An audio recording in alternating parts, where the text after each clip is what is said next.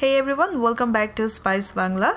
দু একদিন পরেই ঈদ আর ঈদে সাধারণত সবার বাসায় লাচ্ছা সেমাইটা রান্না করাই হয়। তাই আমার আজকের ঈদ স্পেশাল রেসিপি হচ্ছে ভাজা লাচ্ছা সেমাই। রেগুলার লাচ্ছা সেমাই থেকে একটু ভিন্ন ধরনের এই সেমাইটা খেতে অসাধারণ। তাই আমি আশা করছি আমার আজকের রেসিপিটা আপনাদের কাছে ভালো লাগবে।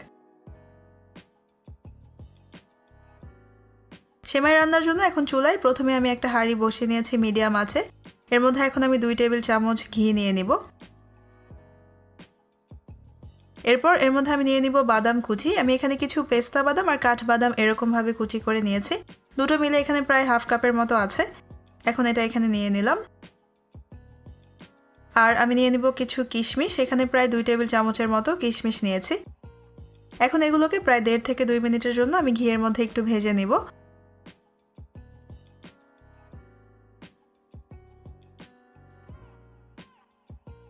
বাদাম আর কিশমিশটাকে এখন কিছুটা ভেজে নিয়েছি। এরপর এর মধ্যে আমি দিয়ে দিব সেমাই। আমি এখানে 200 গ্রাম লাচ্ছা সেমাই নিয়েছি আজকে। সেমাইয়ের যে প্যাকেটগুলো হয় সেগুলো সাধারণত 200 গ্রামেরই হয়। আমি একটা পুরো প্যাকেট এখানে নিয়েছি, এটা দিয়ে দিলাম। এরপর আমি দিয়ে দিব 1 কাপ গুঁড়া দুধ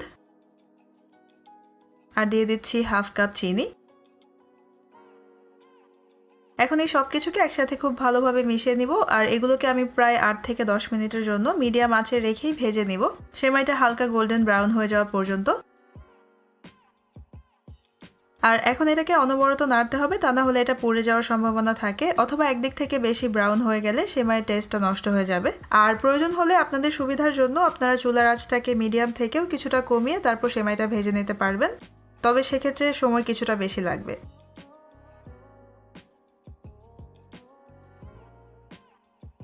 প্রায় 10 মিনিট সেমাইটাকে মিডিয়াম আঁচে ভেজে নেওয়ার পর এটার কালার চেঞ্জ হয়ে এখন এরকম হালকা গোল্ডেন ব্রাউন হয়ে গেছে।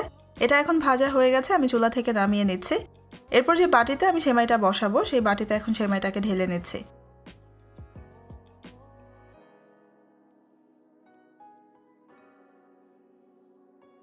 স্প্যাচুলা দিয়ে এটাকে একটু সমান করে ছড়িয়ে দিচ্ছি।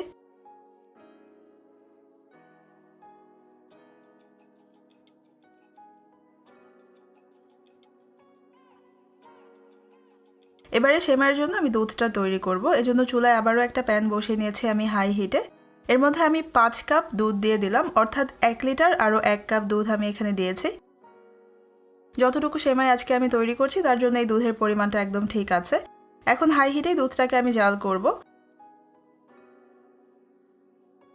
আর প্রায় 5-6 মিনিট পর দুধটা যখন কিছুটা গরম হয়ে গেছে তখন এর মধ্যে আমি 3টা এলাচের একটু মাথা ফেটে নিয়ে দিয়ে দিচ্ছি।